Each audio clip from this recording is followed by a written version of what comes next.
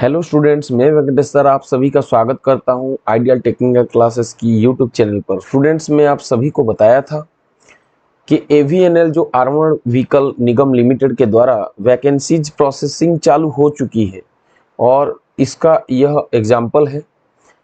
आप देख सकते हैं कि आज 20/9/2023 तारीख को एवीएनएल के तरफ से पॉलीटेक्निक स्टूडेंट्स के लिए तथा डिग्री स्टूडेंट्स के लिए ये वैकेंसी पब्लिश कर दिए हैं। जैसे कि मैं आपको पिछले वीडियो में बताया था, ये जो वैकेंसीज आने वाले हैं जिसके बारे में नोटिफिकेशन ऑलरेडी एवीएनएल के द्वारा जारी कर दिया गया था, वो वैकेंसीज किस प्रकार के होंगे, परमानेंट होंगे या फिक्स टर्म बेसिस होंगे, जिसको हम कॉन्ट्रैक्ट बेसिस बोलते हैं। तो आज जो रिलीज हुआ है वैकेंसी, जो कि पॉलीटेक्निक तथा डिग्री स्टूडेंट्स के लिए है, उसमें साफ तौर पे दिख रहा है कि यहाँ पे फिक्स टेन्योर बेसिस में किया गया है। फिक्स टेन्योर बेसिस का मतलब भी थोड़ा सा मैं आपको बता दूं, ये कॉन्ट्रैक्ट बेसिस और फिक्स टेन्योर बेसिस जो होता है जॉब, ये एक जैसे ही होता है। तो यहाँ पे मैं सभी स्टूडेंट्स को बताना चाहूँगा, ये जो कॉन्ट्रैक्ट बेसिस में यहाँ पे पब्लिकेशन किया गया है वैकेंसी को या रिक्रूटमेंट को, ये 4 साल के लिए यहाँ पे दिया गया है। मतलब जो आपका जॉब रिक्रूटमेंट होगा वो ओनली 4 इयर्स की एग्रीमेंट के साथ होगा। इसके बाद आपकी ये एग्रीमेंट को एक्सटेंड किया जा सकता है और नहीं भी किया जा सकता है, लेकिन ज़्यादा पॉसिबिलिटीज यही रहता है कि एक्सटेंड किया जाएगा। और ये संपूर्ण रूप से हमारे सीएमडी जो होते हैं, चीफ मैनेजिंग डायरेक्टर, उन्हीं के ऊपर संपूर्ण रूप से निर्भर करेगा कि वो अप्रूवल देते हैं कि नहीं। उनके विचार के, सीएमडी के विचार के ऊपर निर्भर करेगा कि वो अप्रूवल देते हैं कि नहीं। यहाँ पे स्पष्ट लिखा गया है, आप देख सकते हैं। तो ये रहा आपका वैकेंसी, जो कि आपके सामने में पीडीएफ के रूप में दिखा रहा हूँ।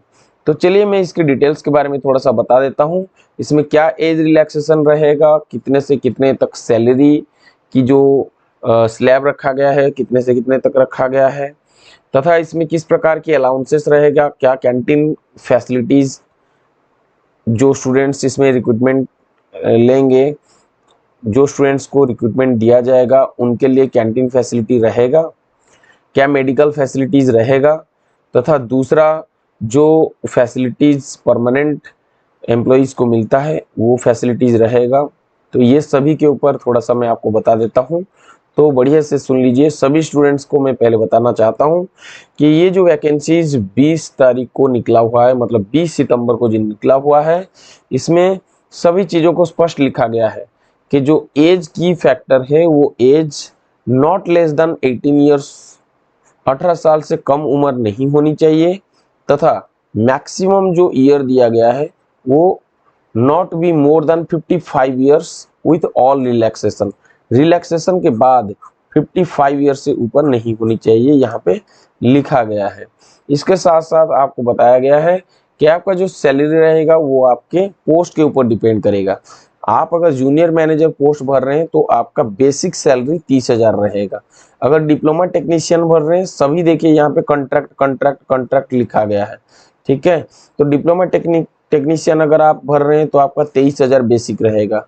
असिस्टेंट भर रहे हैं तो आपका 23,000 सैलरी रहेगा। जूनियर टेक्नीशियन भी 21,000, जूनियर असिस्टेंट वो भी 21,000। तो ये रहा बेसिक सैलरी। इसके बाद क्या रहता है, इसके बाद आपको अलाउंसेस वगैरह दिया जाता है कि इसके जो सैलरी होती है ये बेसिक के साथ जुड़े रहते हैं। ये सब अलाउंसेस आपको अलाउंसेस के रूप में क्या दिया गया है, यहाँ पे भी ये सभी चीज़ों को यहाँ पे स्पष्ट लिखा गया है। देखिए, जो अलाउंसेस दिया जाएगा इसमें आपको टीए जो मतलब डीए जोड़ा जाएगा विथ आपका स्पेशल अलाउंसेस 5% बेसिक पे जोड़ा जाएगा।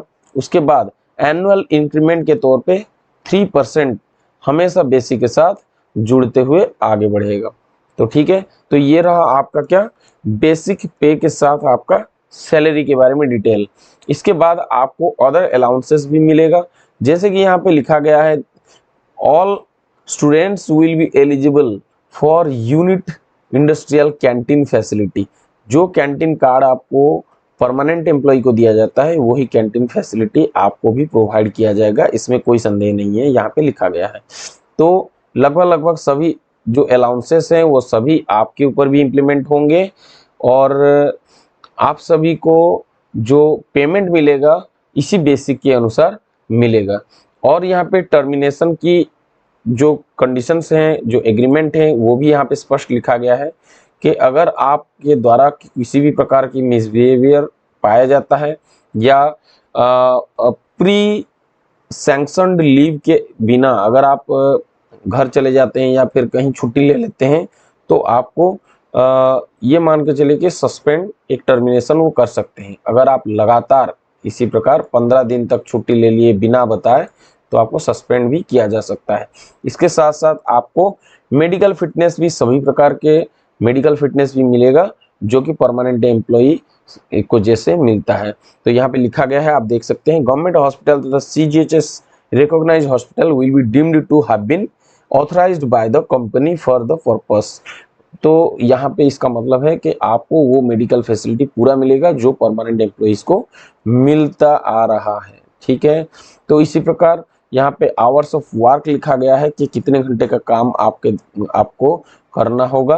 तो जो ये मान के चलिए जो नॉर्मल जो परमानेंट एम्प्लॉइज करते हैं उसी प्रकार के आपको भी उतने घंटे की वर्क आपको करना पड़ेगा। ठीक है, आपको लीव वगैरह भी यहाँ पे लिखा गया है, लीव भी देख लीजिएगा, आई कार्ड भी आपका बनेगा प्रॉपर। जिस प्रकार की परमानेंट एम्प्लॉइज को जो फैसिलिटीज मिलता है वो सभी आपके ऊपर भी इम्प्लीमेंट होगा। तो चलिए यहाँ पे मैं दिखा देता हूँ जो हमारे वैकेंसीज निकला है, थोड़ा सा चर्चा कर लेते हैं। देखिए लिखा गया है minimum qualification requirement for engagement of junior manager. ये जूनियर मैनेजर के लिए जो बेसिक पे 30,000 होती है उन सभी के लिए ये पोस्ट निकला हुआ है। उसकी क्वालिफिकेशन भी यहाँ पे है, क्वालिफिकेशन किसके लिए क्या, ये सभी क्वालिफिकेशन आपके सामने है। ये PDF जो है आप आसानी से इसको डाउनलोड कर लीजिए और आप आसानी से इसको पढ़ के समझ सकते हैं कि किसके लिए क्या आपका एलिजिबिलिटी क्राइटेरिया है, क्वालिफिकेशन क्या है, एज कितना रहेगा, ये सभी कुछ दिया गया है। उसी प्रकार पॉलिटेक्निक स्टूडेंट्स के लिए भी यहाँ पे पोस्ट निकला है, जैसे कि आप देख सकते हैं डिप्लोमा टेक्नीशियन। तो इसके लिए भी आपको यहाँ पे क्वालिफिकेशन दे दिया गया है और किस पोस्ट के लिए क्या क्वालिफिकेशन है यहाँ पे सभी कुछ आपको दर्शाया गया है, आप आसानी से समझ सकते हैं। तो स्टूडेंट्स मैं आप सभी को यही बताना चाहता हूँ कि यहाँ पे जो वैकेंसीज जिस तरीके से ये निकाला गया है तो ये फिक्स टर्म बेसिस पे वैकेंसीज निकाला गया है। तो इससे समझ में आ रहा है कि आने वाले वैकेंसीज भी फिक्स टर्म बेसिस में ज़्यादातर होने की चांसेस रहता है। आजकल जो HL वगैरह जितने भी लिमिटेड कंपनीज होते हैं वो सभी अब फिक्स टर्म बेसिस में 4 इयर्स तक लेते हैं। जैसे कि फिलहाल जो HL कंपनी, जो हैवी एरोनॉटिक्स लिमिटेड की जो कंपनियां होते हैं वो भी इसी फिक्स टर्म बेसिस में वैकेंसी आजकल ले रहा है। बट ये 4 साल होने के बाद भी वो किसी को रिट्रेंच नहीं करते हैं, निकालते नहीं हैं। तो सभी ITI स्टूडेंट्स को मेरा यही मैसेज है कि आप लोगों के लिए जो वैकेंसी जब आने वाला है ये भी फिक्स टर्म बेसिस के लिए होगा। ये एक बहुत बड़ी दुर्भाग्य कहेंगे तो गलत नहीं होगा, क्योंकि ये जो ऑर्डिनेंस फैक्ट्री पहले जो वैकेंसी देता था वो संपूर्ण रूप से परमानेंट होता था, जिसके वजह से स्टूडेंट्स लोगों का रुझान ज़्यादा था। ऑर्डिनेंस फैक्ट्री की वजह से, ऑर्डिनेंस फैक्ट्री की संपूर्ण रूप से सेंट्रल गवर्नमेंट होने की वजह से स्टूडेंट्स लोगों का ज़्यादा रुझान था। बट ये अब स्टूडेंट्स लोगों का ज़्यादा रुझान नहीं हुआ, क्योंकि ये पूरा फिक्स टर्म कॉन्ट्रैक्ट बेसिस में कर दिया गया है। तो स्टूडेंट्स लोग इतना मन लगा के पढ़ेंगे नहीं, ना तैयारी करेंगे, ना इसके प्रति इतना रुझान दिखाएंगे। तो स्टूडेंट्स मेरा कहना यही है कि आप पढ़ाई कभी नहीं छोड़िए, आप लगे रहिए। ये सभी टर्म्स एंड कंडीशंस चेंज होते हैं।